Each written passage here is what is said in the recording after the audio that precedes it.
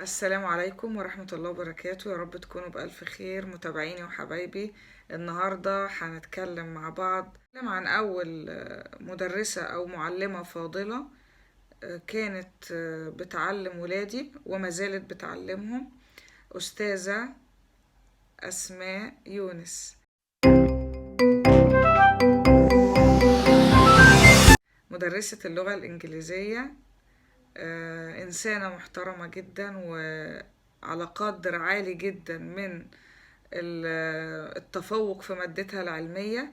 قد ايه كانت ناجحة انها توصل بنتي ان هي تحب اللغة قبل من ان هي تتعلم، وان هي وصلتهم ان هم بقوا يشوفوا افلام باللغة الانجليزية ويتابعوا اغاني ممكن يتعلموا منها الكلمات، ويتعلموا اللغة من خلال افلام، وبتتابع معاهم وبتكلمهم وتقول لهم شوفوا ده واتبعوا ده.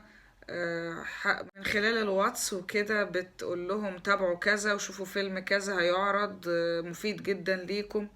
الحمد لله ان ربنا رزقنا بمدرسة فاضلة زي ميس اسماء يونس.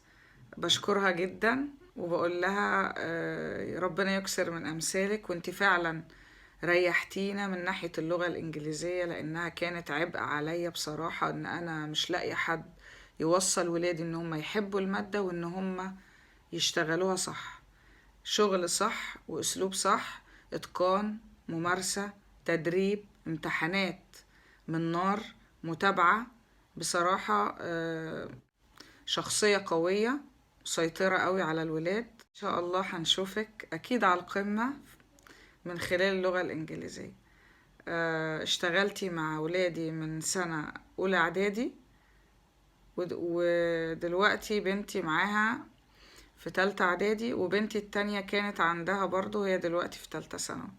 يعني أنا بقالي كده كام سنة، تقريبا يعني كده 6 سنين أعرف ميس أسماء. ملقتش حد قدرت إن أنا أستغنى بيه عنها. وربنا يا رب دايما يجعل علمك نافع ويفيد بيك الناس. وأشكر اللي دلني عليكي، هي برضو مدرسة فاضلة محفظة قرآن، أستاذة رشا. بشكرها جدا على إن هي دلتني عليكي، ويا رب دايما اللي يدل على الخير ربنا يكرمه، عشان كده أنا برضو بدلكم عليه. أستاذة أسماء يونس.